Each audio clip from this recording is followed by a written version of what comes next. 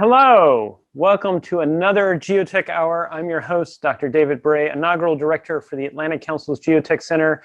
And today on March the 10th, 2021, we're going to be looking at the future ahead and the long-term future, particularly looking at the years of 2025, 2035, 2045 even, which is almost 25 years into the future.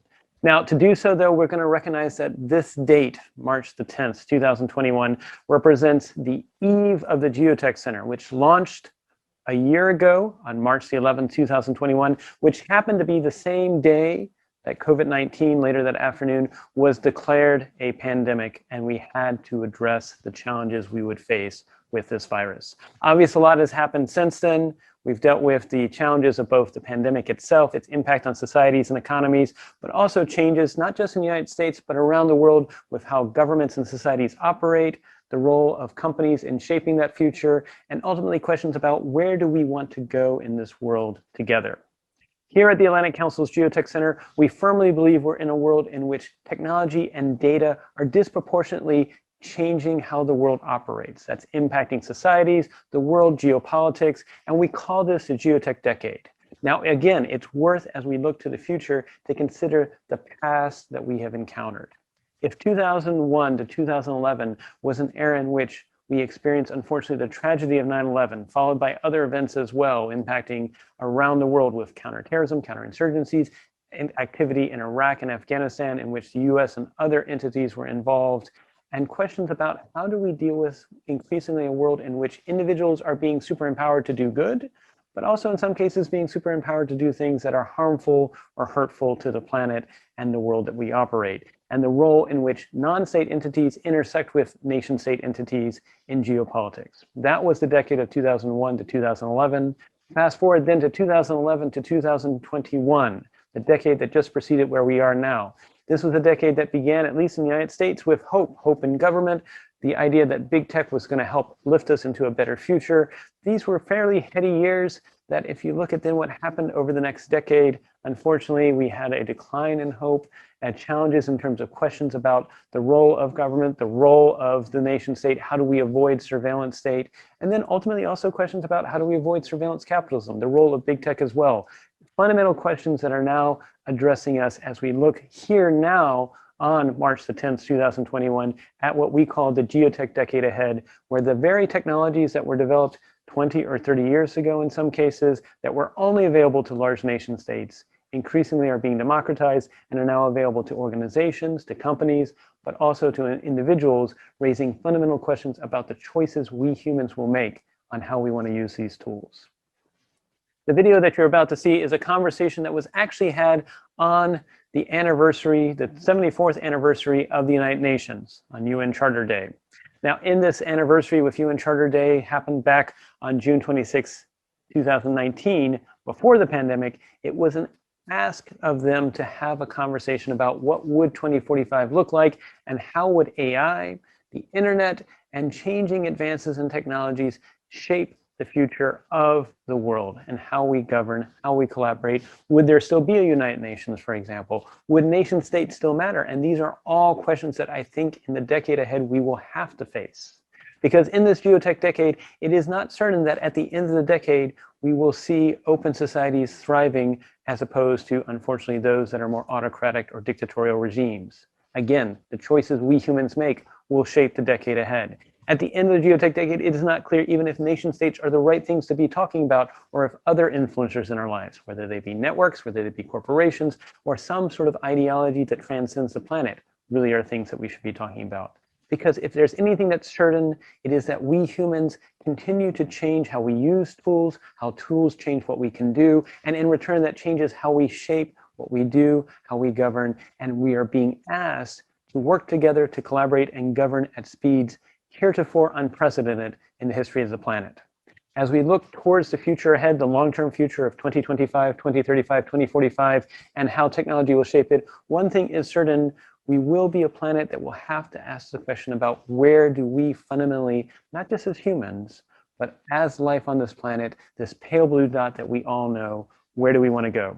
So I hope you'll enjoy the conversation ahead as we look at the eve of the GeoTech Center at the future. I would also call attention that we will have another special GeoTech Hour on Thursday, March the 11th, 2021, at, again, the normal time from 12 to 1 p.m. Eastern. That's 9 to 10 a.m. Pacific. Obviously, the video will be available for re-airing as well, but that special one on Thursday will be a conversation where I'll be joined by Vint Cerf, Melissa Flagg, President Shirley N. Jackson of RPI, and former Congressman Mike Rogers of Michigan, who was also chair of the Senate Select Committee on Intelligence, for a robust conversation as we look to the geotech decade ahead. What trends do we want to be seeing? What things do we want to actually help move forward? The future we want to create. And so I hope you'll join me as well for that special GeoTech Hour, recognizing that right now what we will be focusing on today on March 10th on the eve of the GeoTech Center is the future that we are considering as we look towards the future ahead. So we're here to talk today about where will we be in 2045. As mentioned, that's 26 years from now, when hopefully the UN is celebrating its 100 years anniversary, and we're looking at a world that ideally is more inclusive, more equitable, and prosperous for us all. Now, first I would say it's been said that there's two ways to predict the future. One is where you actually feed a whole lot of algorithms and data and try to analyze the trends to guess where that's going to go. The other way is to do either Ouija boards, horoscopes, or crystal ball, but in either way, you're probably going to be wrong. So I will first caveat and say these are my efforts to try and trace the contours of the choices that we have before us now that involve these technologies, but also most importantly involve people. Because at the end of the day, it is about all of us as people as to where we might be able to go and where we may want to try to avoid going in the next 26 years ahead. Now, as already mentioned, 1945, the UN Charter was signed. It's interesting to note, and I think, can we put up my slides, possibly? Oh, good, excellent, thank you. And I just want to make sure, so when the UN Charter was signed, it's worth recalling that Germany and the war in Europe had just ended 6 weeks earlier. That's how soon after those events that the UN Charter was signed, and it wouldn't be for another 7 weeks before war in the Pacific would end. So in some respects, the war was still going on when that occurred. And it's worth noting because that's a very pivotal moment. Now, here in the United States, The Nation, a publication, actually assessed that what the people of the world want is something that will not mirror their conflicts, but resolve them. Something that will despair their fears and will satisfy their hopes. I share that because I think that is very much true now in 2019 as well. We're increasingly seeing a world that seems to be becoming fragmented, becoming what some may refer to as being more tribal or more insular, as well as increasingly polarized. And I would say it's happening because we're not meeting those hopes as well as we could. And unfortunately, we're allowing fears to start filling the space. Now, on that second part, however, they said this desire cannot be the nature of things fulfilled, which was interesting. They said that it actually requires nations to achieve integration and internal maturity before they can create a world organization that itself is mature. So this is worth thinking about because it's worth considering where we are now in 2019. Have we seen all nations mature? Have we seen maybe some slide backwards? Have we seen possibly failed nation states? And is that then a challenge for the United Nations to bring together a world? Because until we address those national issues, we may have challenges addressing those international issues. Something to consider as we put forward going forward. Now, on the technology side, events happened since 1945. Starting in 1969, there was all of 6 nodes on what was called the ARPANET in the American Southwest. Fast forward to 1982, the United States is beginning to get connected with connections of this ARPANET, as well as the Pacific and Atlantic connections. 1993, Europe and the United States are getting heavily connected, as is the rest of the world, but this is still pre-World Wide Web. How many people remember what used to be called Archie or Gopher protocols? I'm glad we have some people in the room. For those of you who never used this, imagine trying to access the internet through a text-based interface. That was Archie and Gopher protocols. This was pre-World Wide Web. This was pre-Netscape Navigator. Fast forward to 2007, they gave up actually trying to draw borders of countries to map the connections that made up the internet. And by the time you fast forward to 2014, they gave up even trying to draw the internet connections on a geographical map. So this is another thing that's also happening that has been challenging the world we're going into, which is, where's a packet of information on the internet? Is this where it's sent from, received by? We've recently seen with GDPR, General Data Protection Regulation in Europe, that is an effort to apply rules involving data privacy and technology outside your geographical borders. It'll be interesting to see what happens, but that raises huge questions about the sovereignty of the nation state, as well as where we're going as a world ahead. Now, 2019, we are here now. In some respects, great news story. For most of the world, child mortality is at a near low. We've seen an increase in prosperity, but there still have been things unmet, and with everything we solved, there are, of course, new challenges to be resolved. First, globalization has not benefited everyone. Unfortunately, when the economics and the policymakers were coming together, what they didn't say is globalization does not happen all at once in terms of rising all boats at once. Especially if you're in countries with strong currencies, your country's more rural and manufacturing populations will have to wait until the currencies of other nations are equally lifted up for globalization to have a benefit. We're seeing this in the United States, we're seeing this in Europe. I was a Marshall Fellow last year to Europe, had a conversation with a head of a major bank in England who said, if there's anything we can learn from Brexit, we didn't ask enough of the rural populations before we went to the vote. The same thing might be said about what's happening in the United States as well. The heartland is saying, wait, we haven't even benefited from the computer revolution.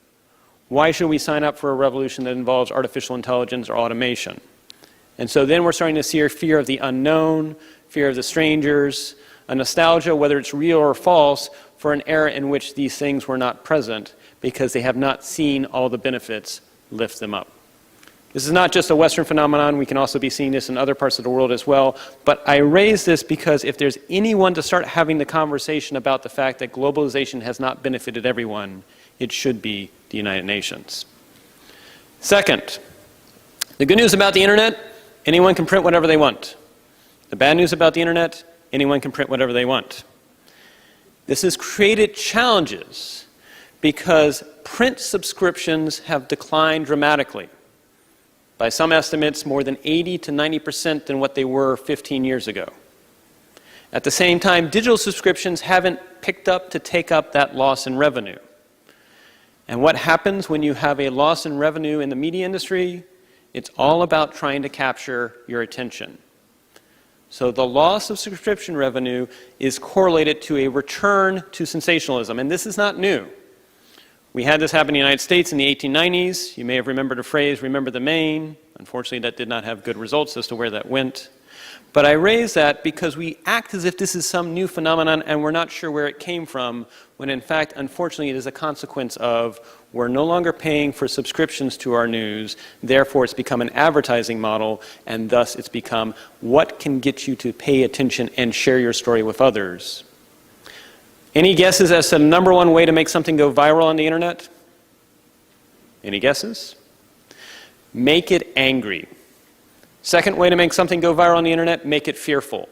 Now, you don't want to make everybody angry or fearful, because if you make everybody angry or fearful, it quickly dies out. Everybody agrees and they move on. What you really want to do is make it so that one group is angry, and the other group is angry in response to that group, and it cross-pollinates back and forth. So we are seeing a product of where the technology is incentivizing the wrong behaviors, which is the delivery of news that makes you angry or fearful will result in more ad revenue, and thus don't be surprised if that's what's delivered to you. Again, something for the United Nations to address. It probably will have to be addressed individually by individual nations, but if we can begin to wrap our arms around this global problem, given the global internet, that may be something that can create a better future if we starting the discussions now as we head to 2045. Lastly, technology has super-empowered individuals. As already mentioned, almost all of us have a smartphone. Does anyone not have a smartphone and wants to say they don't have a smartphone? Just curious. According to some, you have more power than NASA actually had in terms of computational power when it went to the moon more than 50 years ago with that smartphone of yours. You think about it, it's an ability to actually not only communicate in real time anywhere in the world, you can do video, you have GPS, you have all these great capabilities. You can call a car, you can reserve a hotel, all through your pocket. But at the same time, these same technologies can be used for disruption as well. Unfortunately, there are examples. I come from the world of bioterrorism preparedness and response. I did that for 5 years, starting in 2000. And it was interesting. I signed up in 2000 at the Centers for Disease Control's Bioterrorism Preparedness Response Program in the United States. And about every 6 months, we said we didn't need to. We were told by different officials that we didn't need to exist. The Cold War was supposedly over. And it was scheduled for September 11th, 2001, weeks in advance, that I was going to give a briefing as to what we would do technology-wise if a bad day occurred. 8:34, the world changed. That briefing was canceled. We piled computers into cars, and we dealt with the response to 9/11. Didn't sleep for 3 weeks, stood down on October 1st. October 3rd, I ended up giving that briefing as to what we would do if a bioterrorism event happened, and unfortunately, 24 hours later, the first case of anthrax showed up in the United States. Technology, for good and for bad, is allowing people to do things that were only possible by nation states 40 or 50 years ago. That includes areas of what technology in the cyber realm allows you to do, technology in the bio realm, which could easily be a conversation for another day. We have to face the reality that we are super empowering people to do both good and bad. And we have to recognize, how do you live in a world in which that's possible? According to both the UK Health Authority as well as the National Institutes for Health in the United States, between 1% to 2% of people in the world are psychopaths, meaning they do not have the same emotional response to hurting another human being that most of us would have. Now, fortunately, I would say the people present in this room are a non-random distribution, so I don't think we need to be too worried.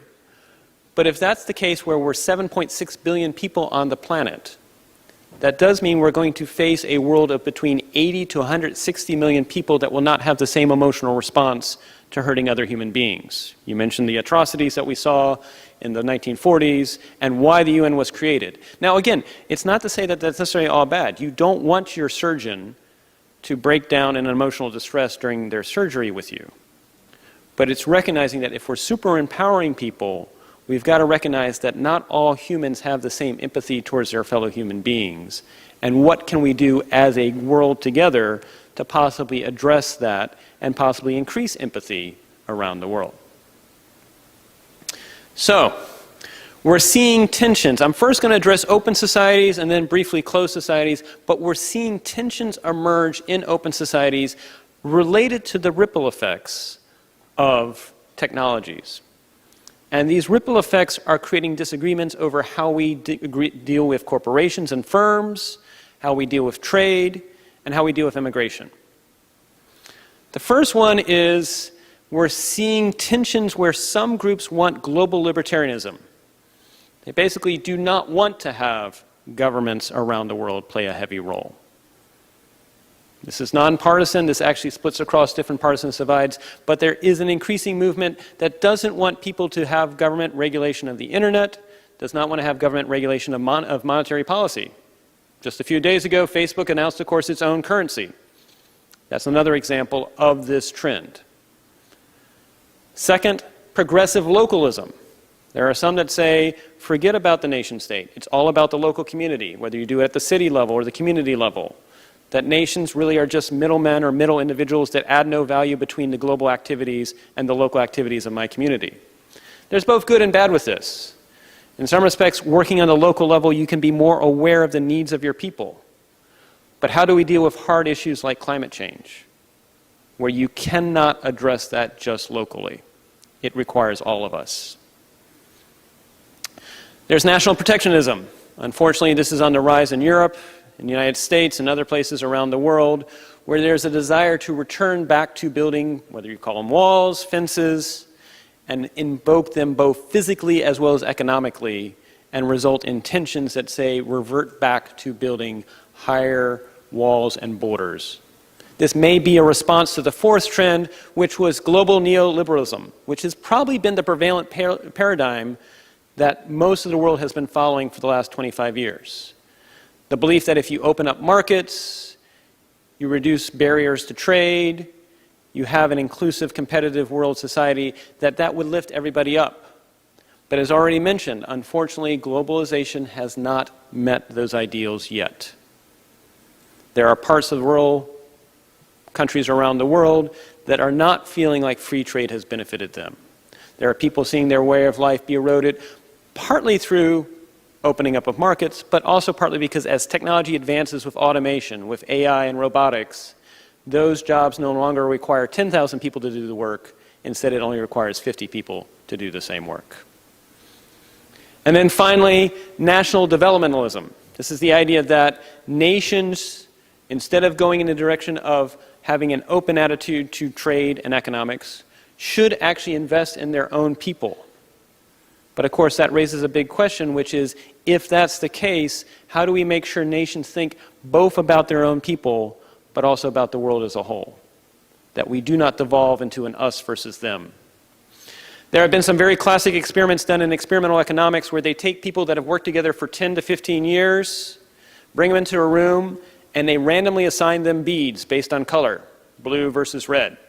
They have them go into a different room for 20 minutes just to talk and socialize, blue on one side, red on the other. Then they come back and they say, we're going to give everybody in this room $20. You can keep the $20, you can bet a part of it, or you can bet it all. But whichever team bets the most will double their money. The other team gets nothing, and if there's a tie, nobody gets anything. What do you think happens? Here are groups that have worked together for 10 to 15 years. They convince themselves they're going to be more aggressive, more risk-taking than the other team, that the other team's going to wimp out, and of course they both bet it all, and nobody gets anything.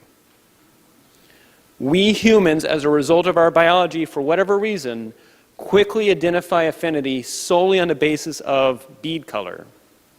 That also happens with nations, that also happens with other ideologies. And we convince ourselves we must know more than the other side. This is a challenge we face because I would submit what we are facing as a world, as a United Nations, are the limits of human nature. And it took an event, unfortunately, like World War II, to bring us all together at that point in time. Of course, those in the room, we all know there are 30 human rights. The celebration of human rights happened 70 years ago, December of 1949, December 6th, actually. But ask the question, if we were trying to come together now as a world to agree on the same 30 human rights, do you think any of us would ever get it past our own national legislatures or executive branch? Do you think we would even be able to have a conversation and reach agreement here in the United Nations? So we think that we somehow have progressed since 1945, but I would say what's happening is we've forgotten how bad things can get.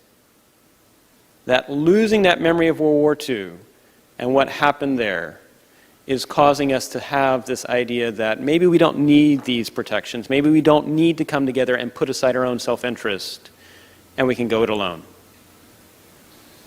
So, closed societies, there are also tensions. I'm going to briefly highlight 3 of them as well. Closed societies are facing the need for taller walled gardens.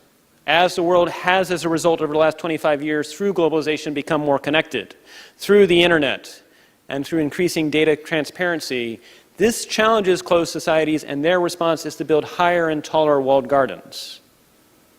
There's also a tension to try and actually have increased stability controls, use of algorithms, use of biometrics, use of data to monitor everyone in their population, and to assign them scores, to actually track them and rank them. And unfortunately, this is a source of control because, of course, whoever sets the metrics sets the rewards and sets the disincentives.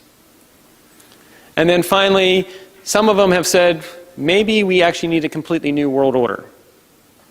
On one hand, as already mentioned, what was agreed upon in 1945 was not all-inclusive. We missed out on an entire half of the human population and should have addressed that by including women as well as men in the conversation. But on top of that, the people that were there, that still wasn't everybody. It was not as inclusive as a conversation it could be. But again, going back to the challenge, which is seeking a new order could be both good, but if only a few get to set it, it might be even worse. So I raise that because you are seeing those that are not happy with the post-World War II order, and unfortunately that does include the United Nations here as well, and are seeking to disrupt it through other means.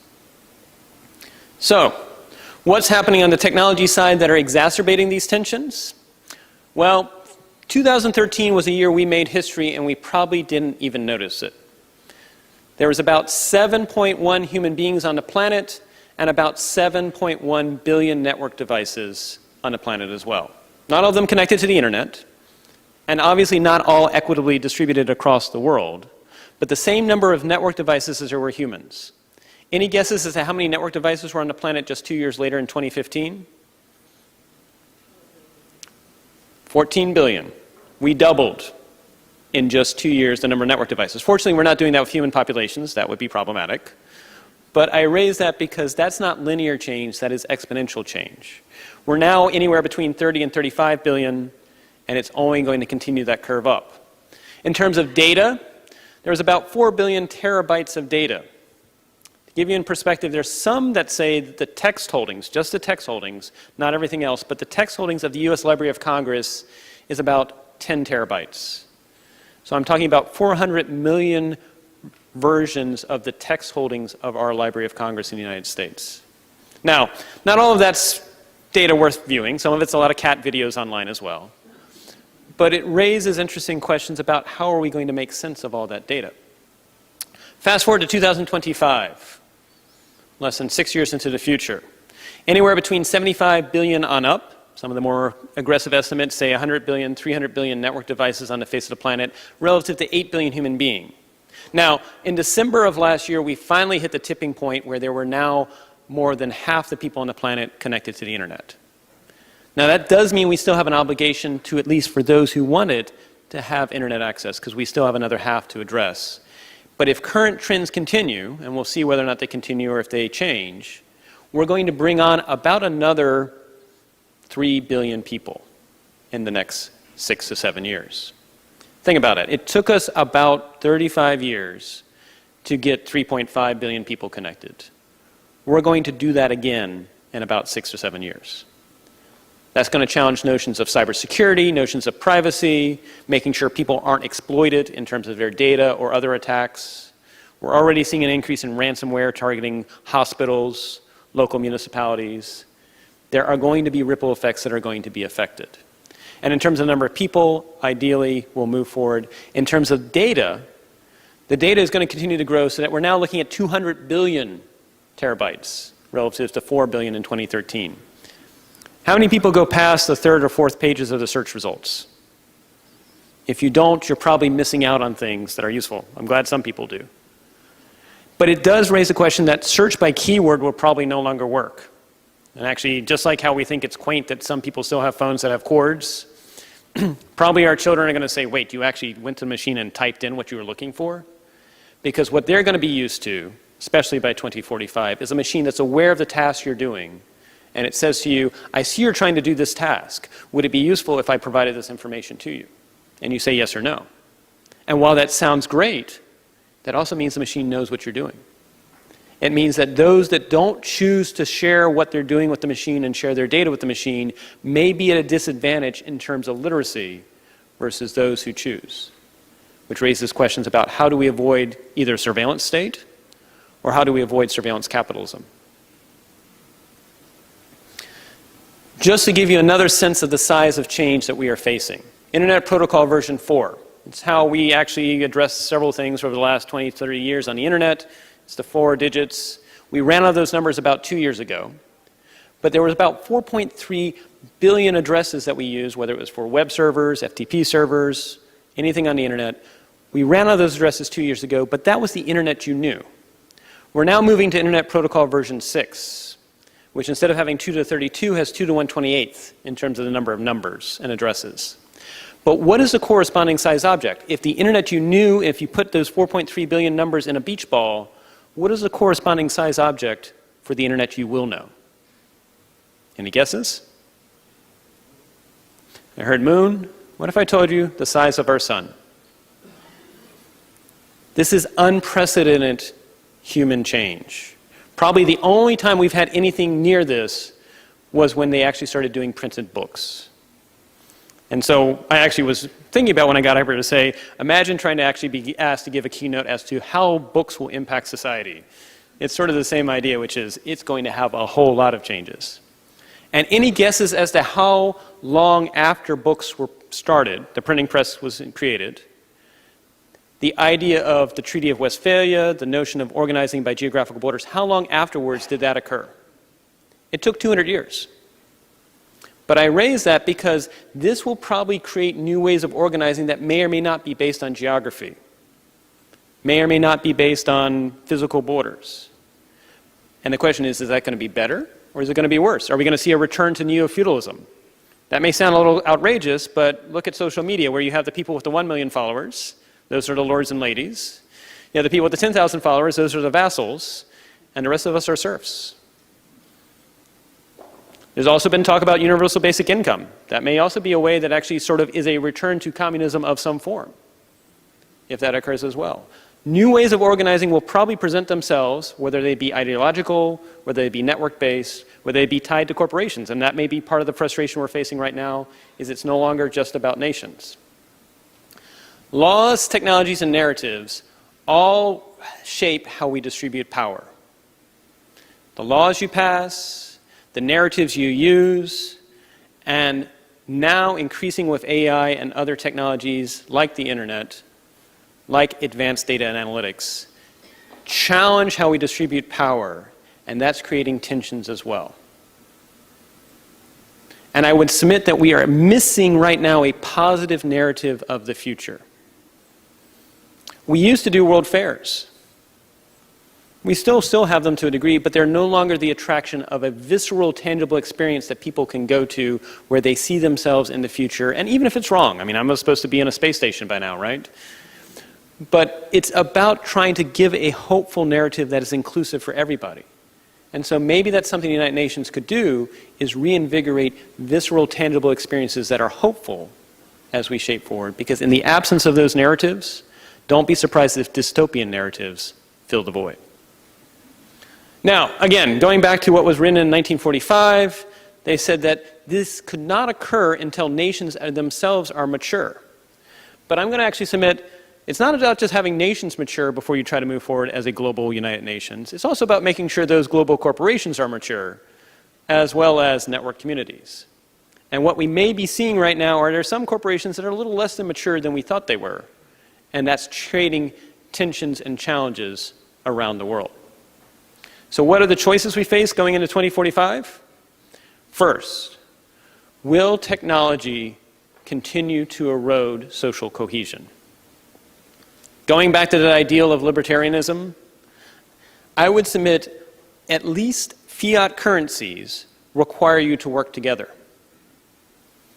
If you remove fiat currencies, if you remove these saying that I need to actually use a common currency to interact with people, then you can imagine that you have different groups. You have an alt-left currency, you have an alt-right currency, and they no longer have to work together, and they've already had themselves create echo chambers in the news media. Now they start doing it on their currency basis, now they start doing it in terms of reputation basis. And lest this sound far-fetched, I already have had in the last year 2 conversations in Eastern Europe, won't name the countries, where there have been multiple times where there have been different partisan groups present that said, we're only having this conversation because you're here. When you leave, we will go back and we will not interact anymore. So we already have cases where technology has allowed different ideologies to become so extreme that they now see each other as adversaries or enemies, but they're attempting to coexist in the same physical space. And again, going back to the lessons of what happened in the 1940s, we know what happens when those tensions get too high, and it's not a good thing. Can we find a way in which humans can act locally and AI can help us think globally? I would submit for most of us, we can't think globally. Again, this is a non-random group of people in the room, but for most of human evolution, you ran into 80 people in your entire lifespan, and those were immediate family members for the most part. If you ask people to envision more than 150 faces in their mind, they probably can't do that. Cognitively, we are not designed to be aware of a world that is globally connected as the world we're faced. And that's, again, the limitation of human nature. But maybe if we find ways in which machine learning and AI can help us expand our perspectives. There have already been experiments where they have pen pals in different nations. The machine helps translate the language. You do this for about 9 months, 12 months, and then you reveal at the end of 9 to 12 months that that person who you've been a pen pal with, that you thought was speaking the same language as you, was actually someone of a different nationality, different background, and may have been someone that you would have normally perceived to be your adversary, but in fact, you've reached them and linked them together. We've got to use technology to overcome our own flaws as humans, and one of our flaws of humans is we cannot think globally well. Will a cognitive Cold War continue? I would submit right now there are multiple cognitive Cold Wars occurring around the world. It's not being covered too well. It's hard to actually attribute where this is occurring and who's doing it. But it's not something new. The reality is other nations have interfered with other nations in terms of information delivery and what they perceive to be truths for quite some time. But it's now even more possible with the reach that is possible through the internet and social media. And again, playing into the fact that we humans have limitations, unfortunately, we all have what's called confirmation bias. If something's delivered to you that sounds good, that matches your belief system, unfortunately, you will buy into it without a critical read of the actual article. And it's been shown that more facts will not change your position. Instead, they'll actually make you dig in more. Similarly, if you come out and want to say X is not true, we humans never remember the not part. We just remember the X part. We've seen this happen in the United States where a video of one of our rather famous congresspeople was posted that was obviously fake. But the question is, how do you address that in an open society? You take down the video, you've just done censorship. But you leave the video up, nobody remembers the disclaimer that says X is not true, they just remember X. So this is a huge question, which is our own human limitations as we become connected are playing into this cognitive war, this Cold War that is occurring.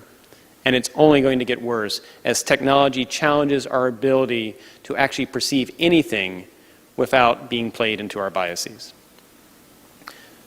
Will globalization's low tide, as already mentioned, if you're in a country with a strong currency, your manufacturing in rural areas are currently disadvantaged in a globalized world. Will that low tide continue to decimate rural areas?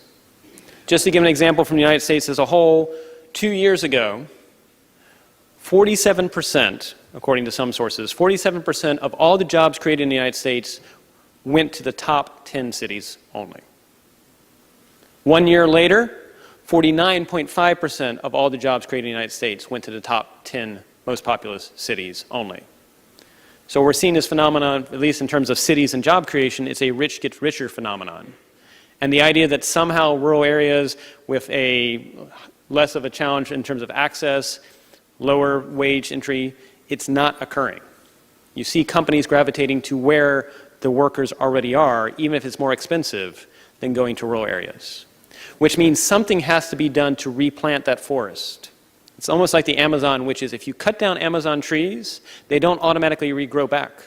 You actually discover the Amazon itself is a desert if you cut down those trees. Whether it's done by governments, whether it's done by the private sector, whether it's done by academia or nonprofits, something has to be done to help these rural areas that are currently being decimated. Else we will have a challenge in terms of frustrated, upset people. And the answer is not everybody moves to the cities. At the same time these trends are happening in the United States, you're seeing mobility as a whole go down, especially in rural areas. People are being stuck in an area that is seeing their factories close and they aren't able to move someplace else. These are huge challenges that we have to address. And then lastly, can you balance national interests with ecological and environmental interests? That to me is a huge challenge because right now, whether it's a corporation or a nation, it's almost a prisoner's dilemma, which is unless you can guarantee no one is going to defect in the bargaining, you are motivated to not cooperate yourself. And we have not figured out a way to use technology that can both encourage national thinking, can encourage individual private sector thinking, but also address economic and ecological interests. And this is the fundamental tension, because we cannot, again, expect that everyone globally will somehow put aside their own self-interest. That's not human nature. It's even worse because if you're in societies right now that are not experiencing these environmental impacts, you walk outside and say, things seem pretty well. So maybe the technology can make more visible to others what's already happening, make it more aware and more proximate to us, because if we don't see it on a regular basis, we may not feel the compelling need to change our behaviors. So, what are actions we can take now beyond what I discussed? Well, first, we need to demonstrate how people can have greater decision rights over their data. I'm not talking ownership, because if you talk to any data scientist, the word ownership of data gets very murky very fast. It's not clear if you're curating it, if you're holding it for somebody, if you're creating it. But I am saying that we each need to have greater autonomy about what's done with our data, and the answer is not, here's a 30 or 40 page in-user agreement, do you accept or not? How many people read the 30 or 40 page terms and conditions? I'm glad some people do, but I would submit most of us don't. We need to push for a much more accessible and understandable way that everybody can have a better sense. And then try to figure out, do you have a right to some of the value that's produced using your data? At least in the United States, there are some estimates that say more than $30 billion of value is created off the exchange of healthcare data. Unfortunately, none of that goes to the individual patient that actually produced the data. So there's a market that is created, but it's not benefiting the individuals that are actually the sources of it, much less did they actually opt into doing it. Because there's a belief that if you chop off the personal identifiable information, it can be sold without their knowledge. But all of us that are in data science know if you get enough data, even if it's supposedly anonymized, you can actually identify where it came from. So do you have a right to the value created in your data? Do you have a right to correct your data? How do you know if certain corporations that have collected data on you is correct, or if they reach the right correlations? I was flattered, but I was once told by a social media site that apparently I identified most with the lost generation. And if that's the case, then I've been taking some really good beauty creams. But again, do you have the ability to actually correct that data if they reach spurious correlations? And then finally, do you have the right to opt in or out of using that data to inform algorithms and AI? Or is this done without your knowledge? And I raise that because it's not just about opting out, especially for minority populations.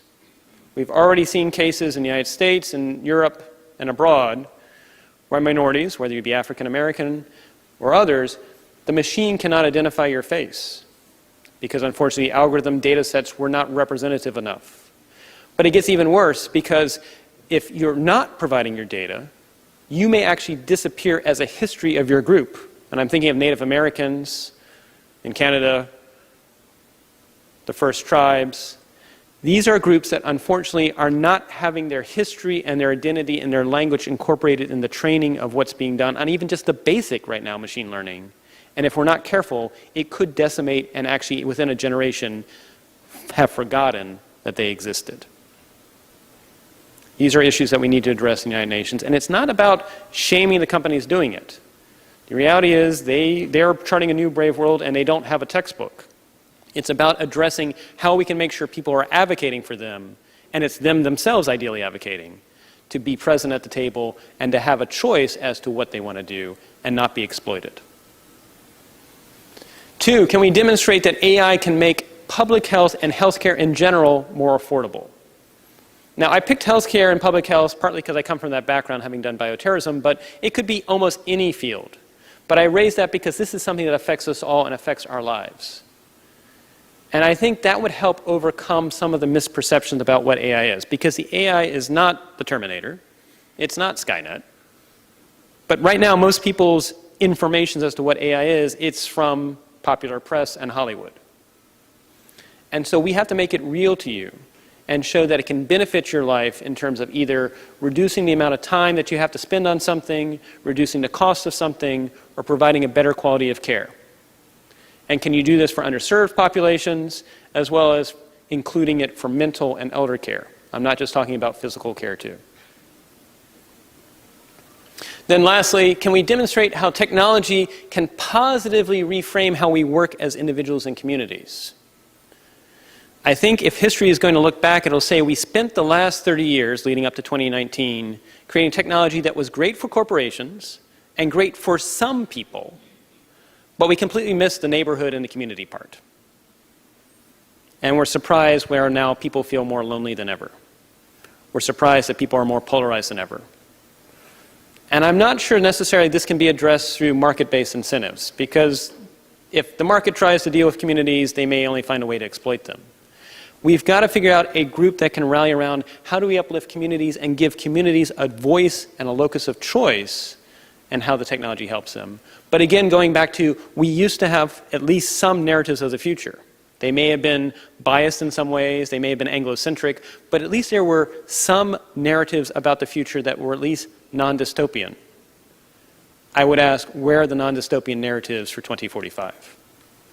And if we don't have non-dystopian narratives for 2045, don't be surprised if we create a bad future. So, having laid that all out, and getting ready for the panel that hopefully will do a much better job of uplifting your spirits that 2045 is going to be great than I did, I do want to end with one positive note. This is a photo taken in 2013 when NASA's probe Cassini turned around as it passed Saturn. And it captured a picture of that pale blue dot, known as our home. Carl Sagan said in 1994, look again at that dot. That's here. That's home. That's us. On it, everyone you love, everyone you know, every human being you ever heard of, every human being who ever was, lived out their lives. To me, it underscores our responsibility to deal more kindly with one another and to preserve and cherish the pale blue dot, the only home we've ever known. We're going to need more positive change agents for 2045. I thank you for your time, and I look forward to the panel discussion. Thank you.